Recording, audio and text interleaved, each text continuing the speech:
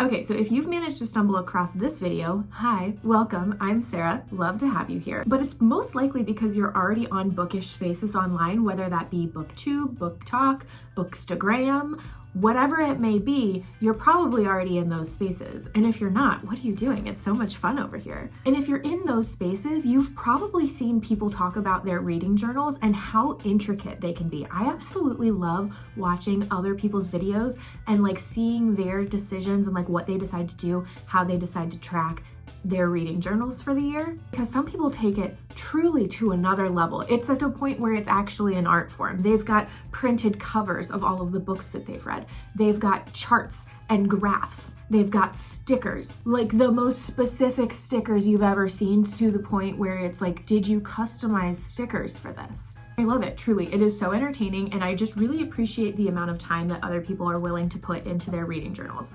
However, that is not for me. That is not for me. I just know that that is like not a sustainable thing for me to start doing. I would probably do it like one time, and then I would never do it again. I'd never do it again. I still want to have a reading journal, and I still do have a reading journal, but I would consider this like reading journal Sarah's version, aka the lazy girl version. This is the reading journal that I kept last year. This is the one that I have for this year. It's literally the same journal, and I haven't changed anything because I enjoyed doing this so much that I knew that I wanted to do it again. So I got it again for this year, and let's talk about what really worked. Now, first things first, just to get it out of the way, I specifically use the Focus Planner by Erin Condren. It is quite literally though, just a weekly layout with a monthly overview. So any planner that you find that has like a week like this and then like a monthly summary, you can use this method for that. You can use however you want, but like you could literally run to like your local dollar store and probably find a planner that looks similar to this. I use these pens. And these are also from Erin Condren, mainly because I didn't want to pay for shipping for this, so I got pens from there. But again, use literally whatever pens you have available to you. Doesn't have to be anything fancy. These ones have like a fine point on one side and then like a marker on another side. I really like them, but I don't think that you need to spend this much money on markers. But I start off with a code of like what color I'm gonna use for what genre. And then I also have a code here that I just like keep a running list. Like I add to this throughout the year, but right now my other codes are a little like code for if a book was borrowed from Libby, a code for if I read the physical book, the ebook, the audiobook, and then a code for if it was an ARC that was gifted to me. At the very beginning of each month, there's also this like monthly overview, and I usually put like release days for books that I'm really excited about that are on my TBR. And I also put like the days that I have my book club in here so that I remember. There's also a summary page at the beginning of each month, and this is where I put like some of my goals for the month, some stats from the month after the month is over, as well as any 5-star books that I have.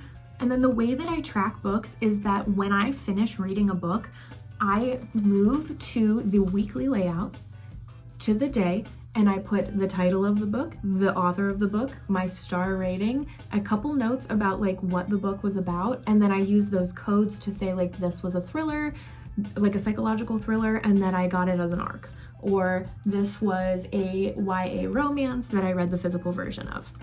If I'm feeling extra dedicated and something really speaks to me, at the end of each month, there's also like 2 blank pages, and I'll put like some quotes that I really liked. I don't do this all the time. Sometimes I don't do anything. Sometimes I have like both of these pages filled. It really just depends on like what's going on and what I decide to do, but it is there for an option. Something new that I did this year, which was literally just because I was bored and I needed to do it like one time, wrote down like all of the books that I have in my physical TBR, and I'm just like highlighting them as I read them, or highlighting them in like this black marker that I have if I decide to send them to like a free little library or donate them or give them away, whatever I decide to do. I'm tracking that on here because I'm trying to like whittle down my physical TBR that I haven't gotten to yet, because some of these books have been on here for a really long time. So I've written down all of them, and now that I have everything on here, it's like easier to like maintain, but like actually sitting down and writing all of these definitely took a moment. So this week is the Trans Rights Readathon, so I'm definitely filling up pages a little bit more quickly than I normally would. I'm also focusing on like much shorter books. So as of day 2, I've got like 4 books in these 2 little sections, but usually I'm only reading like at most 1 book a day, so it's not typically an issue. But I do have to update this for my most recent read, so I figured we'd do that together. Okay, so this is what the leather-bound focus planner looks like from Erin Condren. I got it in this green because I absolutely love green. And I did get my initials on it because that's cute. Here's those codes that I was talking about, where we've got the genre color codes as well as the reading method codes. And this is just an example of how I use like the monthly summary at the beginning, where I have like the release days that I'm really looking forward to. For January, it was Talia Hibbert's Highly Suspicious and Unfairly Cute, as well as the release of The Things We Do to Our Friends, which was a arc that I got, and Bad Cree, which I still haven't read, but it's up there on my TBR.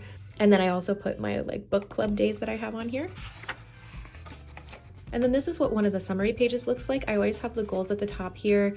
I have diverse authors and 3 genres. I have a whole other like Excel file that I use to track diversity in the books that I'm reading, but this is just like a overall summarized check to make sure that I'm on track.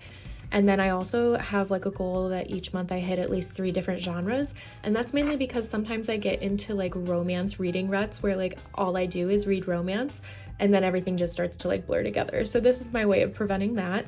I usually have a priority TBR of anywhere between like 4 to 6 books each month.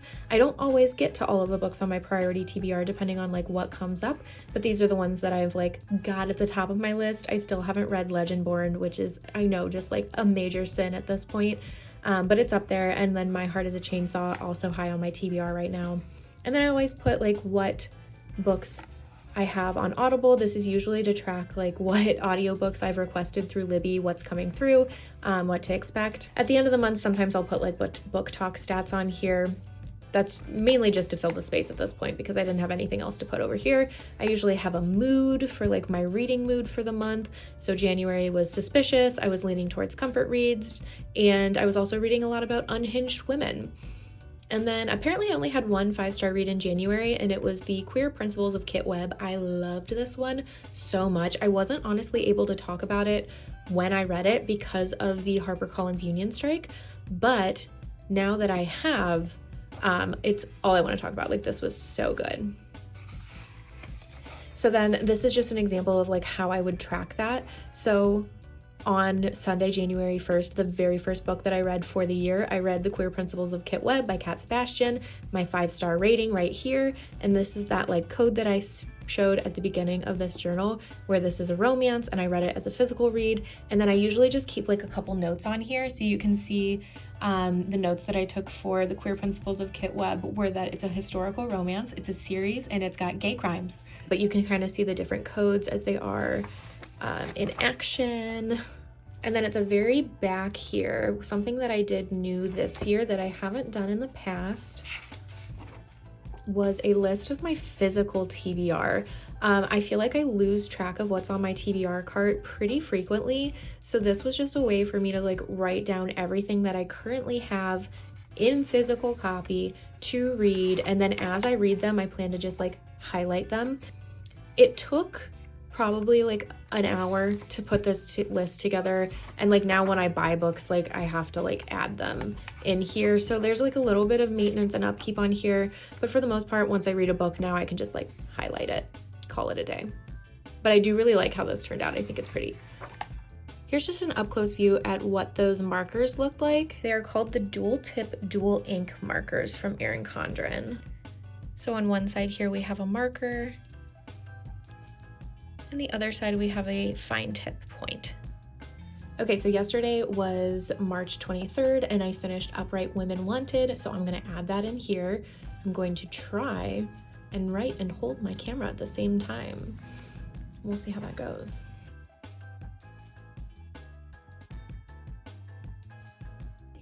I always use this like yellow gold for the stars. All right, there's the update there. Upright Women Wanted by Sarah Gailey. This was 4.5 stars. I'm considering this like sci-fi since it was dystopian, as well as other And then the notes that I have are that it's a dystopian Western, it's queer, and it's got badass librarians. So even at the start of a new month, I would say that this maybe takes me 20 minutes to update. My reading goals are always the same every single month. I want to make sure I'm diversifying my reading, and I want to hit 3 different genres. I have priority TBR for the month, which I usually know going into updating this page, so that's a quick update. And then audiobooks are usually the audiobooks that I already have requested from Libby or the ones that I know will be coming in from Libby.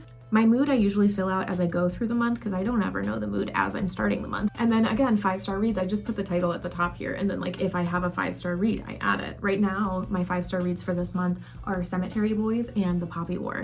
It's been a good month so far. So this might take me like 20 minutes to update, but then like any other time, if I'm just like updating for one singular book, it will take me like maybe 5 minutes. This is super easy for me. It's something that I enjoy doing. And I like having like the physical book so that I can go back to what I read last year and like see what months were really, really great months, see what I said about certain books. It also is like a nice refresher if I didn't do like an entire review about a certain book, especially if it was like a KU book that's like in a series. Like it's nice to have like some quick notes that I took here to kind of give me a refresher. So that's my process with this. Like I said, I think this is super easy, but I think this is one of those hobbies that like you could make as inexpensive or as expensive as you want it to be. You can make it as elaborate or as simple as you'd like it to be. You could do none of this, or you could do the most of it. I personally am doing kind of the least. But like I said at the beginning of this video, I love seeing what other people do to their reading journals and like how involved they make it. So I'd love to hear in a comment below about how you track your reading. If you use a reading journal, are you one of those people who like do the most? I'd love to hear about like the pages that you do that you love, because there's always a favorite page, right? I'm gonna leave it at that because I have an audiobook that I'm listening to right now that I wanna get back into. It's The Deep by River Solomon, and it has been so interesting so far. I'm only a couple chapters in, but it's like a really quick read. So I'm gonna get into that. I'll probably be signing on here in the next couple days to talk about the last few books that I read, including that one, so stay tuned. So go ahead and like and subscribe this video if you're looking forward to that one, and I'll see you guys next time.